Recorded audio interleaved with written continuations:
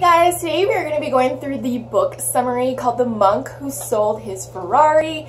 This is a classic best-selling book, and for good reason, because it has a ton of wisdom in it. It isn't just a typical nonfiction book with one idea and then a bunch of fluff and filler to support the one idea. It is a lot of information, and it's one of those types of books that you should read on a yearly basis because there's just so much amazing wisdom and information and things that are going to take you to the next level in your life, and it's basically going to apply to you in any level of your life. So we're going to go through a quick summary of it, and I'm going to give you the main points of this book. So the book is marketed as a book that is going to help you remedy common problems in your life, especially the problems that we face in modern life, and it's going to give you strategies and ideas and the knowledge to live a happier, more rewarding, and enlightened existence. This sounds good to me, right? It's not necessarily the concepts in this book that make it so amazing, although the concepts are amazing and they are very wise. I want to use the word wise.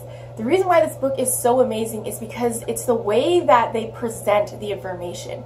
This information is presented in the form of a fable or a story, and that is what makes it so much more impactful and potent, and just like you really want to take it seriously. And I don't know what it is, there's something about the fable that is just a magical way to present information. And so it starts off with a high power lawyer in New York. I think he's in New York, and his name is Julian Mantle, and he's got it all. He graduated from an Ivy League school.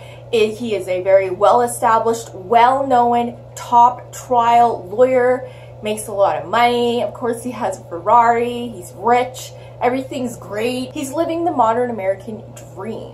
Unfortunately, the workload for him is too much, and he is under a lot of stress. And during the middle of one of his court trials, he collapses in the middle of court from a heart attack. And it was after this heart attack that he had like a what the fuck am I doing with my life type of moment, decided to radically change his life, sold all his possessions, quit his job, quit practicing law, and decided to embark on a journey to India to discover the meaning of life. During his journeys to India, he would walk from village to village by foot, and he met a lot of really wise yogis, gurus, sages, spiritual sages, people who seem to defy aging. And then he traveled to the Himalayan mountains, where he found the sages of Sivana. And there was one monk in particular in this group of the sages of Sivana that agreed to share his wisdom with Julian. So he shared this wisdom with Julian through yet another fable, which I think is just so amazing. It's like Inception style. So I'm going to tell you the whole fable that the monk told Julian. The fable starts in a beautiful, gorgeous garden. Serene, peaceful, flowers blooming, green, sunlight, everything. Just imagine the most gorgeous garden you've ever seen, and it's super peaceful and quiet there. In the middle of this garden is a red lighthouse. Out of this lighthouse comes a sumo wrestler, like striding out like boss-ass sumo wrestler, big, 900 pounds, 9 feet tall. And the only thing that he's wearing is a pink wire cable. And of course, it's covering his, yeah. So just imagine that, like a big sumo wrestler with this like pink wire cable covering his modesty. So while he's wandering out of this lighthouse and garden, he stumbles upon a golden watch.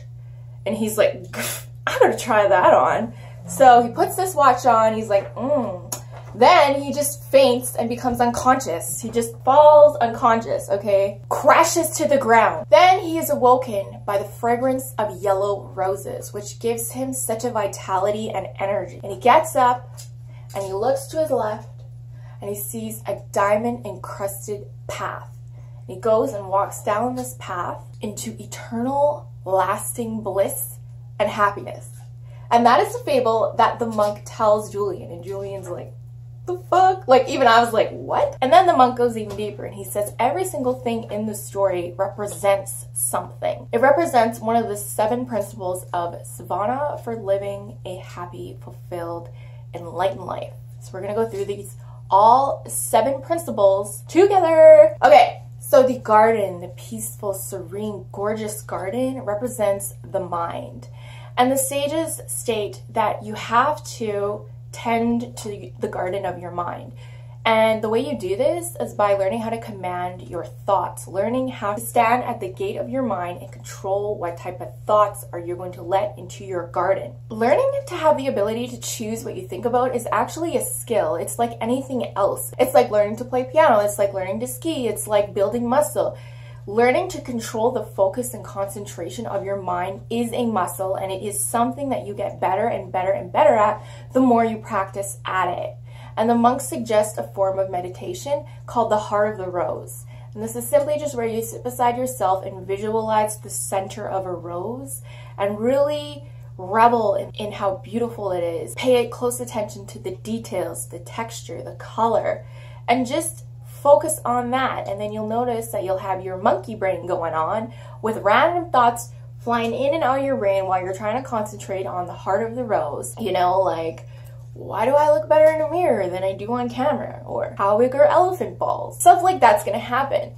But once you learn to separate yourself from your thoughts and become the observer and become the witness of them and realize you're not actually your thought, then that's when you start to take power. And that's when you learn how to hone in on your concentration and literally be the master of your mind. And this is the first principle of Savana. The red lighthouse in the garden represents your purpose in life. The sages of Savana believe that everybody had a dharma. And dharma is a Sanskrit word for life's purpose, where ancient people believed that everybody was born in a mission in life that they were meant to complete. Some mission that everybody is supposed to work towards completing and fulfilling in their life. So you need a purpose. It's part of living an enlightened and happy life, is having a purpose and having a why. The sages state that clarity is key. You must be clear on what your purpose is in life. And then you have to set clearly defined goals and, of course, execute them. The crazy-ass sumo wrestler represents a Japanese term called KAIZEN, which means constant, never-ending self-improvement. You are constantly improving on yourself. Tomorrow is a better version of yourself. You're improving every aspect of your life.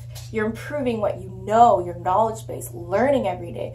You're improving your physicality, exercising. You're improving your body, the health of it, by eating nourishing, healthy, nutritionally dense foods. You're even improving your inner awareness of yourself by journaling, asking yourself deep questions, asking yourself, what could I have done better? The pink wire cable on the sumo wrestler represents living a disciplined life. And just like learning to command your thoughts, living a disciplined life, really the key to it is consistency. Living a disciplined life simply means being able to choose the things in your life that serve you and that are in your best interest, rather than the things that don't serve you and aren't in your best interest.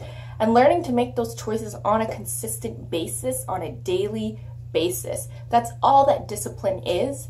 And the key to discipline is doing. It is in the action, and it is in doing something consistently every day that's going to improve yourself in your life. That's all it is. It's very simple, but when you actually go to do it in life, it's another story, right? The golden watch that sumo wrestler finds represents time. Time is the 5th principle of Savana. Time is very, very, very valuable. If you're going to be cheap with something, be very cheap with your time, because your time is finite. You cannot make more of your time. You really can't. When it's gone, and that's not the case with money. So if you're going to be cheap with something, be cheap with your time. What are you doing with your time? Are you doing things that are benefiting you with your time? Who are you sharing your time with? Are these people benefiting you? The sages saw the hourglass as a symbol of mortality. Remember, you're not here forever. And so I always like to imagine my hourglass when I wake up, and I'm like, what am I actually going to do with this day? Am I going to actually make something of this day? And a really great way to ask yourself if you're valuing your time is when you wake up in the morning. This is actually from Steve Jobs as well. But if you wake up in the morning and you ask yourself, if this was the last day of my life, is this what I would want to be doing?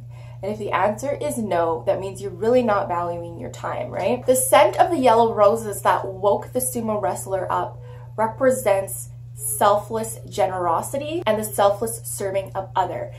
It comes from the Chinese proverb that says, the trace of fragrance always remains on the hands that present the roses. So when you present flowers to someone, the trace of the fragrance will always remain on your hands. Realize that when you're kind and compassionate and helpful to others, it actually is serving you in the end. It's actually improving your life, because that is the way that karma works. What you put in, you always get out. And this applies to what you do for others. You're actually really doing it for yourself. The richest people in life, the people that are billionaires, it's because they create value for others. It's because they're doing things for others that helps people in certain ways, and they've just learned how to scale it on a mass level to affect the lives of millions and millions of people. Think about Steve Jobs and Apple's. How many people have a smartphone now? It's because he helped people in a certain way, and he did it with so many people. And the last symbol, called the diamond encrusted path that the sumo wrestler walks down into eternal happiness and bliss, represents the now, represents the journey in life. And it represents the fact that happiness doesn't lie in the destination, it lies in the journey. And each diamond on this path represents a wonder in life, represents something magical that happened in your life. And the way to really appreciate these diamonds in your life is to practice gratitude, is to gain an awareness for the things in your life that you really appreciate, and the real, true diamonds throughout your journey of life. And it's learning how to really embrace the now, embrace every day to its fullest. So those are the 7 principles of Sages of Savana. I thought it was just amazing. Like, these principles are so bomb-ass. This book was amazing. If you want more book summaries, check out the app called Blinkist. I use this app for a lot of my videos, but if you just are really into learning and self-improving and you want to read and learn as much as possible, this app provides all of the best-selling nonfiction book summaries, and you can read 20 books in one day. It's amazing. I'm so happy I found it. So check it out in the link below. There is a 7-day free trial if you want to check out what kind of inventory they have on this app. Okay guys, thanks for watching.